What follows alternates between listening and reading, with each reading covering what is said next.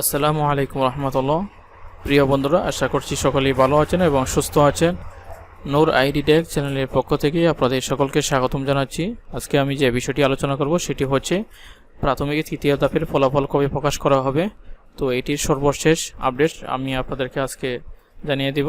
তো ভিডিওটি শুরু করার আগে আপনি যদি এই চ্যানেলে নতুন হয়ে থাকেন তাহলে এখনই সাবস্ক্রাইব করে ফেলুন, আর যদি অলরেডি সাবস্ক্রাইব করে থাকেন তাহলে থ্যাংক ইউ সো মাচ। চলুন তাহলে শুরু করা যাক। এই নিউজটি হচ্ছে 25 আগস্ট 2024। তো আপনারা দেখতে পাচ্ছেন 7 দিনের মধ্যে প্রাথমিকের তৃতীয় ধাপের ফলাফল প্রকাশের আশ্বাস। সরকারি প্রাথমিক বিদ্যালয়ের সহকারী শিক্ষক নিয়োগের তৃতীয় ধাপের ঢাকা ও চট্টগ্রাম ফল প্রকাশের দাবিতে মানববন্ধন কর্মসূচি পালন করেছেন নিয়োগ প্রত্যাশীরা। তারা জানান, ফলাফল না নিয়ে তারা বাড়ি ফিরবেন না। পরে আগামী 7 দিনের মধ্যে ফল প্রকাশের আশ্বাসে কর্মসূচি প্রত্যাহার করেন তারা। রবিবার 25 আগস্ট সকাল 10টায় রাজধানীর মিরপুর 2-এ অবস্থিত প্রাথমিক শিক্ষা অধিদপ্তরের সামনে এই মানববন্ধন কর্মসূচি পালন করেন তারা। চাকরি প্রত্যাশী মঞ্জুর এলাহি বলেন, তৃতীয় ধাপের নিয়োগ প্রত্যাশীদের সংখ্যা 40,199 জন।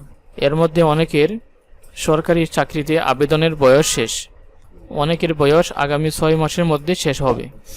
অন্যদিকে অধিদপ্তর থেকে তৃতীয় ধাপের ফল প্রকাশে বিলম্ব করায় নতুন নিয়োগ বিজ্ঞপ্তিও আটকে আছে। দুপুরে আন্দোলনকারীদের একটি প্রতিনিধি দলের সঙ্গে দেখা করেন অধিদপ্তরের মহাপরিচালক সহ সংশ্লিষ্ট কর্মকর্তারা। সেখানে তারা আগামী 7 দিনের মধ্যে ফল প্রকাশের আশ্বাস দেন।